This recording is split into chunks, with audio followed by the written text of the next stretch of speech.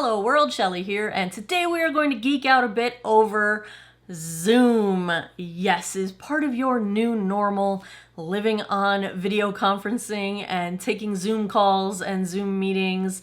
You feel like your videos might not look so hot. You want to look and feel a little better about how your video comes across to others. You are in the right place. I have got 3 tips to help you look your best and feel your best on Zoom. This is going to apply to any of the video conferencing softwares out there, whether you're on Zoom, WebEx, Skype, FaceTime, whatever you are using. We're just going to assume that you're on a device like a laptop or a desktop computer, something that you're not holding in your hand. So you're not FaceTiming on your phone. We're talking about you've got a device propped up or facing you that you are using as the filming device for your video conference meetings. I'm going to refer to it as Zoom because that is what I am using for work. But I have 3 easy tips, and the good news is they do not have to break the bank. You might not even have to invest a penny. You might have things laying around your house that you can use to improve how you look on your Zoom calls. So, the 3 tips, drum roll please, they are: number 1, level up your tech. Number 2, dress for Zoom success to look your best. And number 3, we are going to master Zoom etiquette. Now, this is going to be a 3-part series, and today we are going to get into part 1, leveling up your tech. Each one of these videos is going to have 5 tips for each category. I'm going to have a printable cheat sheet that you can download to remind yourself and print out these tips. I will leave the link down below if you would like to sign up to get my free set of tips. So we've got 5 tips today to level up your tech. Stay tuned for the videos on steps 2 and 3. Let's get into leveling up our tech. Tip number 1 for leveling up your tech to look good on Zoom, it has to do with the position of your webcam. Now, a lot of times your position of the laptop on your desk, for example, might not be the ideal place to have that webcam positioned. The goal here is to get your eyes positioned 1/3 of the way down from the top of the video frame, if at all possible, and you don't want to have any angling. You don't want to be looking the camera upward or downward. Let's actually pop into Zoom and take a look at this. So I've got my laptop just sitting on my vanity. If I look right at the camera, do you see how you're kind of looking up my nose? That's not cute. It's not cute at all. One of the things you can do is get your laptop so that the camera has your eyes right about the top third of the screen, and you don't want any kind of tilt. You want to look straight on to yourself, not laptop screen tilted upward. Do you see how this has an upward tilt to it? You want to get straight on, even with your eyes. Get the camera even with your eyes so that your eyes are falling in the top third. My eyes are about the top third, but do you see how I have to look down to look at the camera? It's not the most attractive way. Let's reposition the laptop basically by stacking some books underneath here and level it out. You see how much better that is? I'm looking straight onto the camera. The camera's at my eye level. You're not looking up my nose anymore. And bonus, I don't look like I have a double chin the whole time. Double chin's still there. It's all an illusion. But because the camera is even, you're not seeing the mass of it, and it just looks better. It's an easy hack. Stick some books under it. I actually stuck my little lipstick holder, my little acrylic case underneath my laptop to lift it up so that the camera is even with my eyes. In the frame, I'm about 1/3 of the way down where my eyeballs meet. That's how you do it. There you see what a big difference the camera position makes. You don't have to spend any money if you prop some books up underneath your laptop and do it that way. I do have some recommendations if you have a little bit of money to invest, or if you're working from home and you know you're going to be doing this sort of online communication for a little while. My first recommendation is from Sounddance. It's a laptop stand. This retails for $32.99. I have one of these that I have at my office at work, which I'm actually not at work. I'm working remotely now, at least through January, but it's an awesome laptop stand. It gives you the ability to raise your laptop a little bit off the desk, and it's very helpful for things like this when you want to change the position of the camera to get it more in line with your eyes. The one that I'm actually about to purchase for home is actually for my iMac. So if you are not using a laptop and you're using a desktop computer, such as an iMac, this is the Satechi Type-C monitor stand hub. I picked the Type-C one because that is the type of USB that my work computer has. This is $89.99. The joy of this is it both raises your computer a couple inches higher than it was, but all those ports on the back of your iMac, the USB ports and the headphone jacks, it puts those on the front of the stand. So you don't have to be reaching around the back of your computer anymore to plug stuff in. It's a little bit pricey for what it is because you can get a really cheap USB hub that can do this for a lot less money, but it looks really nice with the iMac. It gets good reviews and it's really convenient looking, and I have been just waiting to pull the trigger on this purchase myself. If you don't want to move your computer or you only need a little bit of adjustment, it might just be a matter of changing what you're sitting on. Maybe a different chair would help to raise or lower your eyes within the frame. Maybe you just want a little bit more comfort and a little bit of raising. Actually, I purchased this purely for the comfort from Sharper Image. It is a gel seat cushion, retails for $39.99, and I got it because I'm sitting at my computer for many more hours a day than I used to. Oh boy, the booty needs some help. That's why I got it. But it could also help raise or lower you in your chair, depending how your chair is.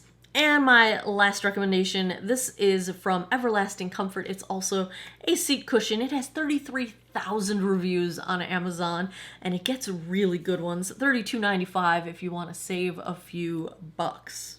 Tip number 2 out of 5, leveling up your tech. Improve your lighting. This might just be a matter of finding an extra lamp laying around the house and getting yourself a daylight balanced light bulb. The thing with lighting is that all the different kinds of sources of light have different color temperatures, different intensities, and depending where they're placed, they cast different shadows. And when it comes to lighting on Zoom, most people have less than sufficient light, and if you have too many shadows, it looks really harsh, kind of dingy, not really. Think about it. When do you see really dark, harsh lighting? Like horror movies, things like that, high drama. Generally speaking, you want a well-lit area. Now, let's pop into Zoom and I will show you some of the lighting struggles that I'm dealing with. The overhead fluorescent lighting, do you see this really heavy shadow that it's casting? Because the light's coming down, and as I block the light, do you see how the color changes on the camera? But that fluorescent light is coming straight down at me, and do you see this really harsh shadow on my nose? It is just making my nose look like a beak. And you know, this is wonderful if you have nothing else, but we can improve this, and it's not that hard to improve. I'm sitting where I normally film my YouTube videos, but I'm not using my filming camera. I'm using my laptop and the webcam. I do not have my studio lights going. All I've got is the overhead light that is natural to this room, and then I have put a LED light right in front of me, like right here. So this is just front-facing light, and you see how front-facing light just does you a lot of favors. And if you get a daylight LED lamp or LED bulb, which you can buy in any, Home Depot, Lowe's, they all sell daylight balanced lights. It just, it fixes your color cast problems. Even though I'm in a room that has this yellow, orangey toned paint that makes me look like my liver's failing, if you put a good light right in front of you and it is daylight balanced, it does a lot of good. If you don't have a suitable lamp that you can relocate to your filming area, it might just be a matter of finding a good window to sit in front of. You can get beautifully daylight balanced light from daylight itself. Of course, that means you need to be able to relocate your computer to right in front of a window, but if you can do that, sunlight's free. It's a really good option. If you have to do meetings in the evening, or your lighting is not great, or you don't have any good windows, or you can't relocate your computer in front of a window, there are some very inexpensive options that you can use to purchase a light and not break the bank. The first I recommend is this clip-on desk lamp. It is a nice LED light. It's going to give you good daylight balanced light. It's $23.99 as of the time I'm filming this on Amazon. A little step up from that would be a mini ring light, like the light that I've used in the Zoom videos that I'm filming sitting in this spot. $19.99 will get you a beautiful mini ring light that can be powered by your laptop. You don't even need to plug it into anything. Depending what kind of USB ports you have on your laptop, by default, this ring light is a standard, the older kind of USB, the USB-A port, the little rectangle one. Now, if you have a newer laptop, you might have USB-C, which is the tiny little reversible. You can put it in either way. That's brilliant. The USB-C. So you might need an adapter to go from USB-A to USB-C in order to use this ring light. If you do, $8 will get you that adapter, and that can be used with any other devices. If you're in this situation where you have a new laptop, you probably have a lot of USB devices that could use this adapter. But these are two examples of lights that are super easy to implement. You only need one. It's not going to break the bank, and it will level up your lighting so much. You will have beautiful light even if you're dealing with overhead fluorescent lights like I am. Step 3 for leveling up your tech: use a simple background. Even this as my background has a little bit too much going on. People probably wonder, what's up with the Pokemon? Are those My Little Ponies? People might get transfixed on my glitter lava lamp back there. Probably not the best for Zoom calls. I use it as my YouTube background because, let's face it, sometimes it's more interesting to watch a glitter lava lamp than my crazy face all the time. But for Zoom, you want to have as simple a background as you can. Do you remember when all of this first started with the pandemic, and there were articles going around on the internet analyzing the books that people had on their bookshelves, like, what does this celebrity read? And they would go through all the titles on the bookshelf behind them. That means they're not listening to the person talking. They're distracted by what's behind them.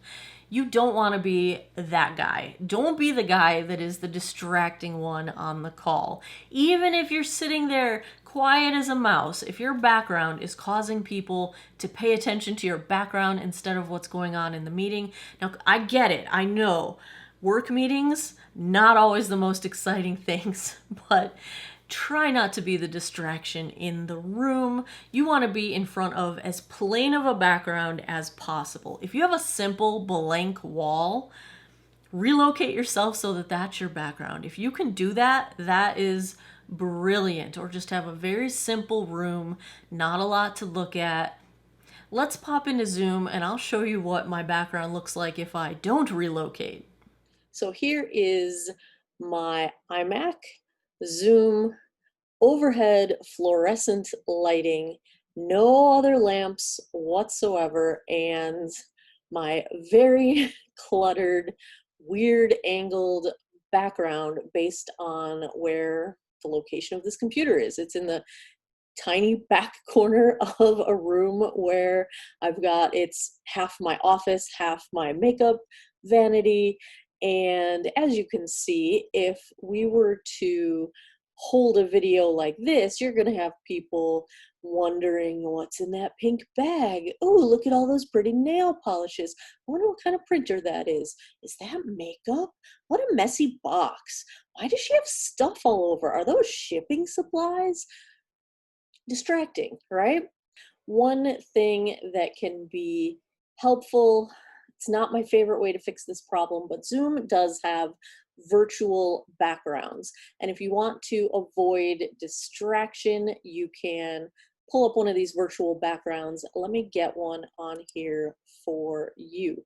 So you generally want something that's less distracting than what you've got going on behind you. So you generally don't want to go with anything super busy. You know, one of my favorites is the Cliffs of Moher, but this is also a little too busy. It's a little too busy. I still use it all the time because I am a fan of Ireland, but even this has a little bit too much going on. The other thing with these virtual backgrounds, they're better than nothing, but do you see how it does strange things? Look at my hands. It's cutting my hands off. It'll do strange things around the halo of my head. And that gets distracting too. If you know that you're going to be sitting very, very still and just talking to the camera and not using your hands like I do, it's less distracting. But if you move around at all, you get the halos around your head, you get, you know, kind of blur lines, and you can see the background through it. It's not foolproof, so you don't want to have, you know, anyone in their birthday suit sitting there behind you, but it generally works. It helps, but you want something minimally distracting. Here's another option, the brick wall. You know, still a little too busy in my humble opinion. Here is just a plain old sort of rainbow color block. This to me looks really fake, but it's still good at disguising what's going on behind me. So there are lots and lots of, you can upload any kind of pictures. If you Google for Zoom backgrounds, you'll find tons of them. I mean, I got this little squirrel friend, so if I wanted to hang out here with my squirrel buddy, I could do that. My starfish buddies, that's actually the background on my computer right now. There's a bunch built in that come with Zoom. You know, I could be, ooh, this one goes really nice with my hair. So yeah, if you really need in a pinch and you can't relocate to put yourself in front of something more plain, this will work in a pinch. But I say follow the same rules, go for something that is minimally distracting, and to avoid the distraction of the background, try not to talk with your hands and try to stay as still as you can, because the less you move, the less likely it is to mess up its tracking. Step 4 to leveling up your tech. Look at the camera, not at the Zoom screen. Let's go into Zoom. I'm going to show you what I mean. Okay, so when it comes to looking at the camera, this is one of the hardest things to get used to, because when you're dealing with Zoom, your instinct is going to be to look at yourself, to look at the little picture of you in your Zoom software, because looking at yourself, you can make sure you don't have lipstick on your teeth, you can make sure you look okay. But here's the thing, if you look at yourself, you don't look like you're connecting, making eye contact with your viewers, and your viewers are going to think you're looking down. So right now I'm looking at the camera. I've been looking at the camera. Stare at the little green light in your webcam if you've got a laptop going on. But now I'm going to look at myself instead of the camera.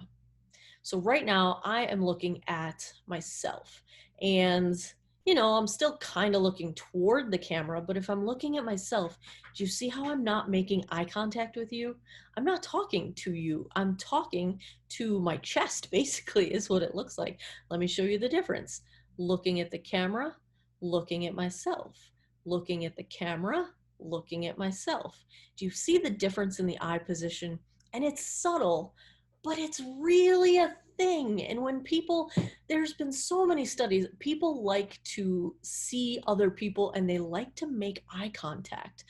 One of the things when you're doing designs for campaigns, advertising, things like that, is the eyes and where people look are very, very important in terms of influencing what people do and what people look at and how people feel. So even just that little bit of being off and not quite looking at the camera it impacts what people will perceive.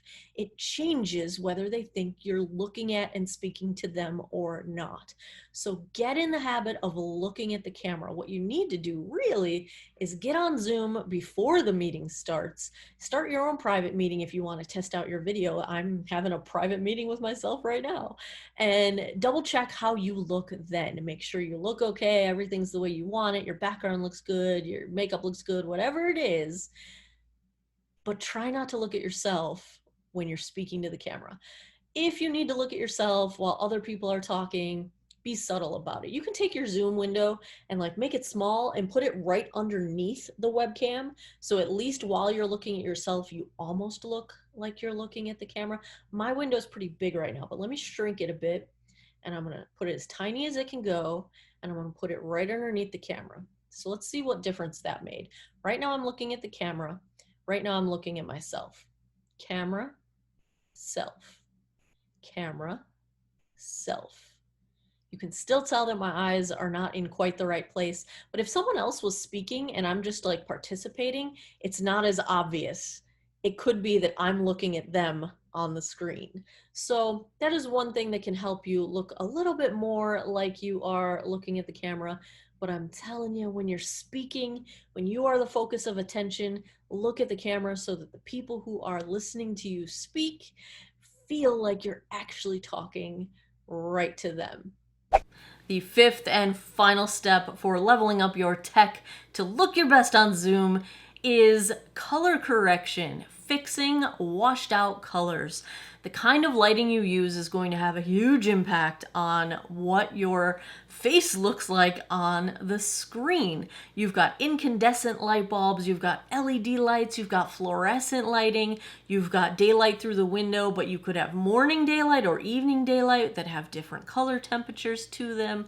There's lots of different things about your lighting that are going to affect whether you have a green cast or a blue cast or a magenta cast, and your skin just won't look quite the right color. Let's pop again back into Zoom and I'll show you what I mean. We can fix this for $0. The other thing we can do is fix the color cast.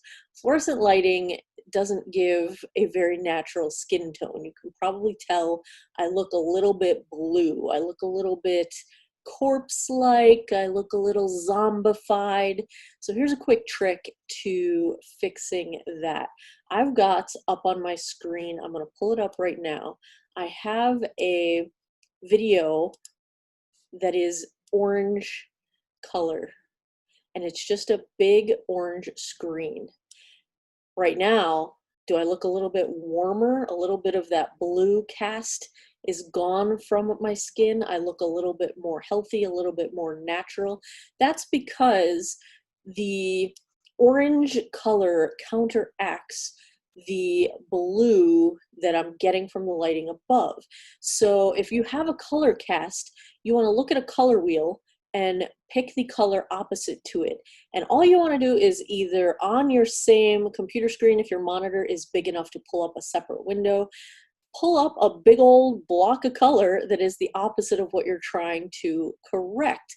Or if you have an iPad or a tablet that you can pull up as a second screen kind of in front of you to cast some light toward your face in that contrasting color, it will help to offset or color correct whatever color cast you've got going on. I'm going to minimize that window right now and watch me go blue again.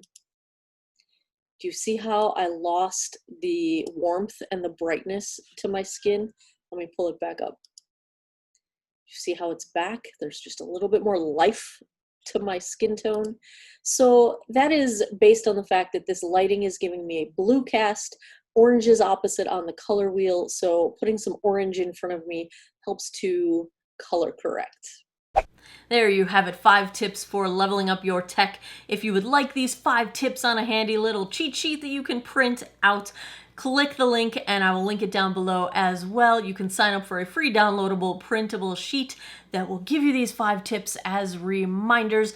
This is part 1 of a 3-part series on how to look your best on Zoom. Stay tuned for the next 2 parts. We will get into how to look your best and dress for Zoom success, and we will also get into mastering Zoom etiquette. If you enjoyed this video, if you like these tips, give me a thumbs up down below. Let me know down in the comments, what are your tips? What would you recommend that people do to help look their best on Zoom? Let me know in the comments what you are doing to rock the Zoom world. And as always, thanks a lot for taking some time out of your day to geek out over geeking out with me this time. Come back every Monday, Wednesday, Friday, 9 p.m. Eastern time for new videos. I appreciate your time, and I hope you guys all have an awesome day or night wherever you are in the world. Take care of each other. Bye-bye.